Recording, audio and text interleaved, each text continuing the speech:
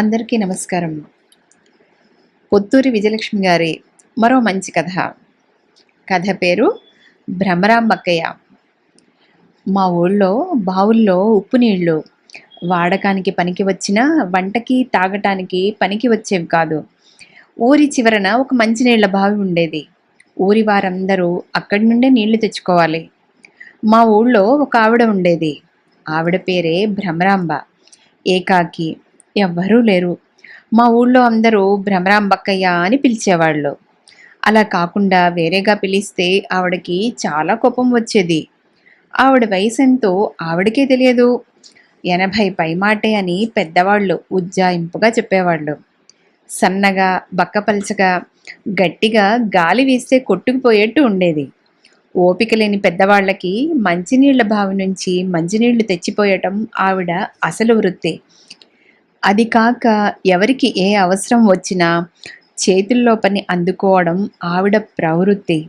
పొద్దున్నే లేచి బావి దగ్గరికి వెళ్ళి స్నానం చేసి ఆ తడి బట్టలతోనే నీళ్లు తెచ్చేది. చంకలో ఒక బిందె, చేతిలో కడవ, రెండూ తెచ్చి ఇళ్లలో పోసేది. 4-5 ట్రిప్పులు వేసేది. ఒక్కో బిందెకి అణా చొప్పున 2 బిందెలకి బేడా పుచ్చుకునేది. నెలకి ఒక్కసారి జీతంలా తీసుకునేది. మరీ అవసరం పడితే నెల మధ్యలో తీసుకునేది. 10 నీళ్ల మూత అయిపోయేది. ఇక అప్పుడు మిగిలిన పనులు. ఎవరింట్లో అయినా ఇల్లాలికి ఒంట్లో కాస్త నలతగా ఉంటే, భ్రమరాంబక్కయ్య, ఈ పూటకి కాస్త వంట చేసి పెట్టు అంటే వాళ్ళింటికి వెళ్ళి వంట చేసి పెట్టేది. ఇబ్బంది వచ్చింది, పిల్లలకి వంటిల్లు అప్పజెప్తే కిష్కింధగాండ చేసి పెడతారు, కాస్త ఆదుకో తల్లి అంటే ఆ 3 రోజులు ఇంత ఉడకేసి పెట్టేది పాపం. పిండి వంట చేస్తున్నాం, ఓ చెయ్యి వెయ్యి అంటే వెళ్ళి సాయం చేసేది. బంధువులు వస్తున్నారు అంటే వెళ్ళి వాలిపోయేది. వడియాలు పెడుతున్నామంటే వెళ్ళి పప్పు రుబ్బి పెట్టేది. అటువంటి పనులకు లెక్కగట్టి డబ్బు పుచ్చుకునేది కాదు. వాళ్ళు ఎంత ఇస్తే అంతే. ఇవ్వకపోయినా ఏమీ అనేది కాదు. బెణుకు నొప్పులకు మంత్రం వేసేది. కాళ్ళు చేతులు బెణికితే అక్కయ్యతో చెప్తే కాసిని గరికపోచులు చేత్తో పట్టుకుని వచ్చి మంత్రం వేసేది. నొప్పి తీవ్రతని బట్టి 3 లేక 5 పూటల మంత్రం వేసేది. అందుకు మాత్రం ఏమి పుచ్చుకునేది కాదు. అలా తీసుకుంటే మంత్రం పనిచేయదు అని చెప్పేది. నయా పైసా ఆస్తి లేకపోయినా వృద్ధాప్యం మీద పడిన ఠీవీగా ఉండేది. అప్పనంగా ఏదీ ఆశించేది కాదు. చాలా ఆత్మాభిమానం గల మనిషి. ఎవరైనా పని చేయించుకుని భోజనం చేసి వెళ్ళక్కయ్యా అంటే విస్తరి వేసుకుని తినేది. మిగిలిపోయిన పదార్థాలు ఇస్తే పుచ్చుకునేది కాదు. కొత్త చీర ఇస్తే ఆనందంగా తీసుకుని నీ ఇల్లు చల్లగా ఉండాలి అని దీవించేది. పాత చీర ఇవ్వబోతే మర్యాదగానే వద్దని చెప్పేది. ఎవరింట్లో వేడుక అయినా పిలవకపోయినా వెళ్ళేది. చేతనైన సహాయం చేసి విందు భోజనం చేసి వచ్చేది.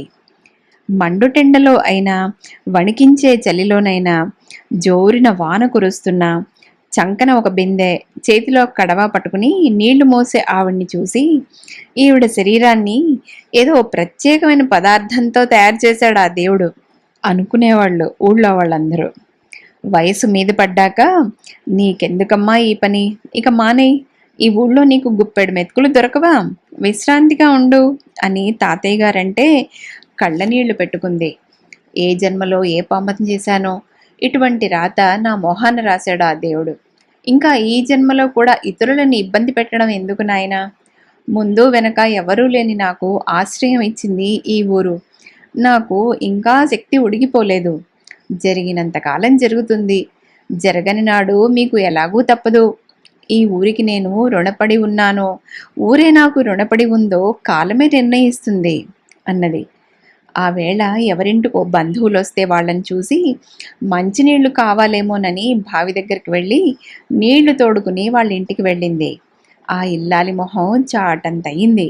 వచ్చావా అక్కయ్య, నీకోసమే కబురు చేద్దాం అనుకుంటున్నాను, దేవుడిలా నువ్వే వచ్చావు అంది.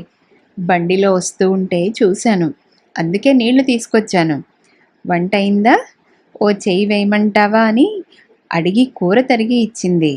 కందిపచ్చడి రుబ్బి పెట్టింది. వాళ్ళ భోజనాలు అయ్యాక తను భోజనం చేసి ఇంటికి వెళ్ళింది. మర్నాడు బారెడు పొద్దెక్కిన మనిషి అలికిడి లేకపోయేసరికి పక్కింట్లో వాళ్ళు వచ్చి చూశారు. ఎప్పుడో ప్రాణం పోయింది. కబురు తెలిసి ఊరంతా పరిగెత్తుకొచ్చింది. తమ స్వంత మనిషి పోయినట్టు బాధపడ్డారందరూ. అందరూ తలా కాస్త వేసుకుని ఆవిడ్ని సాగనింపాలని అనుకున్నారు. నా దగ్గర 10 రూపాయలు దాచుకుంది భ్రమరాంబక్కయ్య అన్నారు కృష్ణమూర్తి తాతయ్య. నా దగ్గర 4, మా దగ్గర 3 అంటూ బోలెడు మంది చెప్పారు. అవన్నీ లెక్క వేస్తే ఆవిడ కర్మ పూర్తి కాగా 1 రూపాయి మిగులుతుంది గాని తక్కువ అవ్వదని తేలింది. ఈ ఊరే నీకు రుణపడి ఉంది భ్రమరాంబక్కయ్య అని కళ్ళనీళ్లు పెట్టుకున్నారు తాతయ్యను, ఊళ్ళో వాళ్ళందరూను. అదండి భ్రమరాంబక్కయ్య కథ. అందరూ లైక్ చేసి సబ్స్క్రైబ్ చేసుకోవడం మర్చిపోకండి. రేపు మరో మంచి